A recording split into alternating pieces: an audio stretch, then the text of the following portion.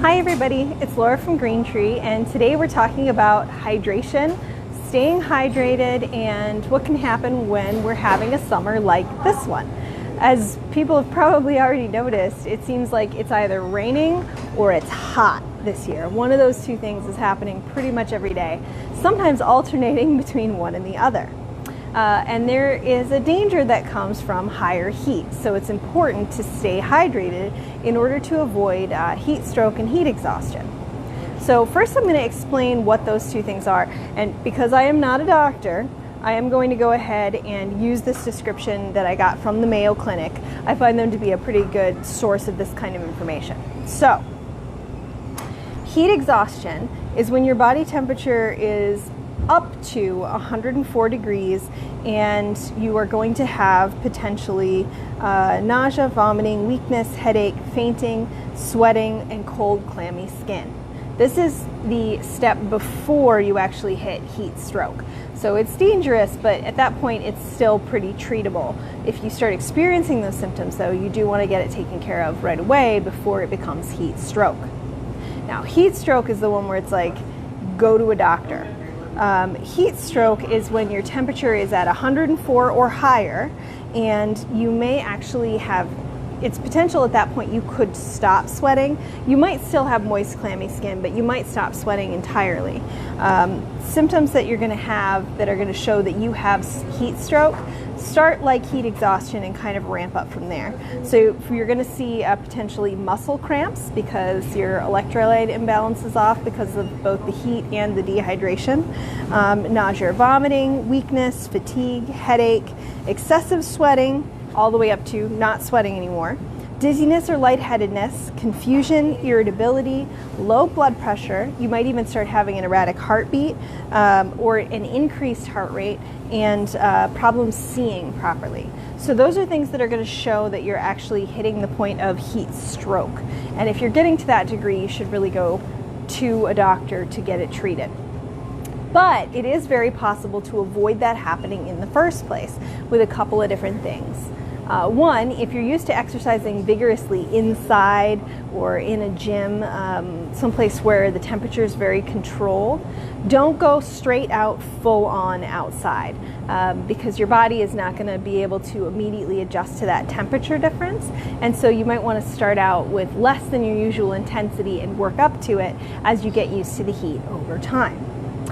You can also stay really hydrated, and this is going to help too, and sticking to shady areas if that's an option when you are outside.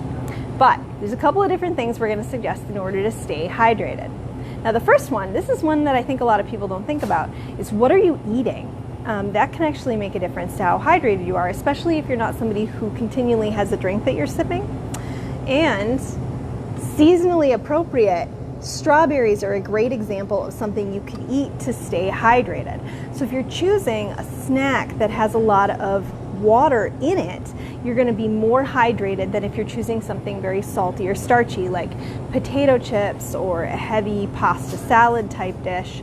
If you're choosing fruits and veggies, strawberries, baby carrots, big green salads, cucumbers, watermelon, those kinds of snacks are actually going to be helping with your hydration.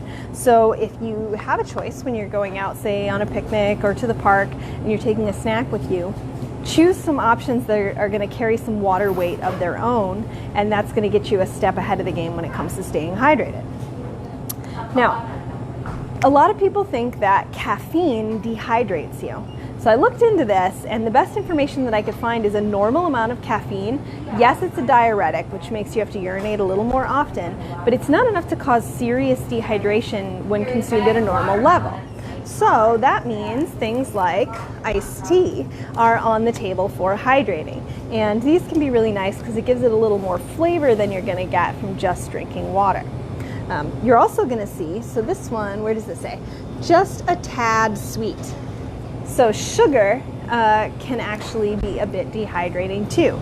In a moderate amount, like you're going to see in something like iced tea or a lightly sweet lemonade, are probably going to be okay.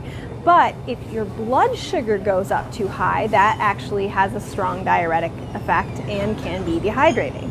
So that's why when you're going hiking, you're going to want to bring water or coconut water or something with some electrolytes in it but not a ton of sugar versus a 6-pack of sodas, because drinking all of that sugar might actually be more of a problem than the caffeine would be.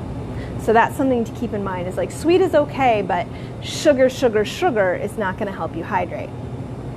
Now electrolytes though are good, and electrolytes are important because I don't know all the right technical terms for this, but essentially there's a balance that has to be maintained for an electrical charge inside a cell. So if you have a cell and it's filled with just plain water, it doesn't have the electrical charge that it needs. And so you're going to take something with electrolytes like coconut water, and when that's kind of around the cell, it's going to suck those electrolytes inside to bring that balance back to where it should be. So they're essentially going to ionize and make the electrical charges that will make your muscles work, keep you from having those cramps that happen during heat exhaustion and heat stroke, and just keep your body in a more balanced state. So just chugging plain water is going to be okay, but if you're in an extreme state of dehydration, you want something with those extra electrolytes. Another thing that you could do if you don't want to go the classic Gatorade, Pedialyte route, besides the coconut water, would be something like the magnesium calm drinks. That's also going to help bring your electrolytes into balance, and this is handy because it's a powder, so you can just put it into water. There's other types of electrolyte powders that you can get as well, and that's a handy thing to carry if you know it's going to be really hot, you know you're going to need to hydrate a lot.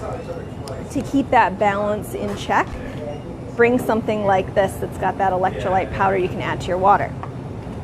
Now, if you are just kind of hanging out and you want to encourage yourself to drink more water generally, something that you can do that's not going to add any sugar or caffeine is like a fruit water. So I made this one with strawberries, and you can see these strawberries are really fresh and sweet, and they've actually turned the water kind of pink. And all I did with this was chop the strawberries and let them soak in the water. You can do this with citrus fruits, you can do it with melon, cucumber's very popular, and you can also chop fresh herbs and throw them in. Mint with cucumber is great. Basil with strawberry, if you've never tried it, is a really nice flavor combination. Citrus will work well with lavender or mint, and just experiment with some different flavors, and it's a nice way to add some oomph to your water without adding the sugar and caffeine that can, in high enough amounts, contribute to the dehydration.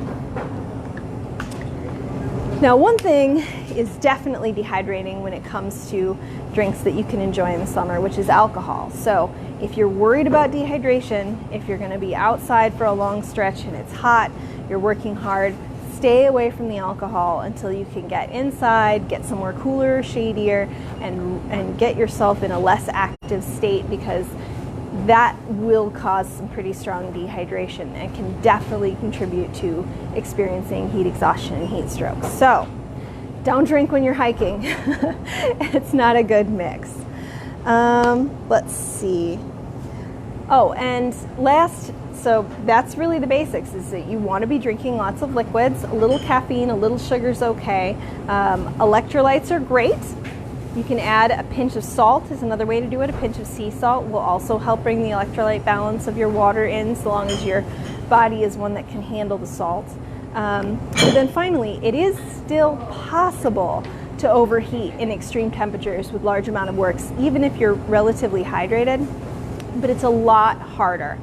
So if you know you're going to be going out, working hard, exercising, working on a project, I don't know, maybe you're building a cabin or selling lemonade to other dehydrated people, just make sure that you're keeping an account for when it's as hot as it's been, when you're outside and working, you're going to need more liquid typically than you do on a normal, say, sitting around your house or sitting at work type of day.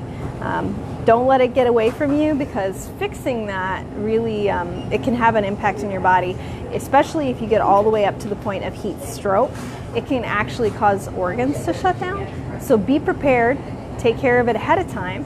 And if you want to come down and try some delicious drinks, I've got some strawberry water, iced tea, got some blood orange lemonade, and some other drinks that we're going to be sampling today. So you can come down, check those out, get yourself hydrated this afternoon, and share your favorite fruit and veggie water recipes with me, and then we can share them with everybody else on Facebook.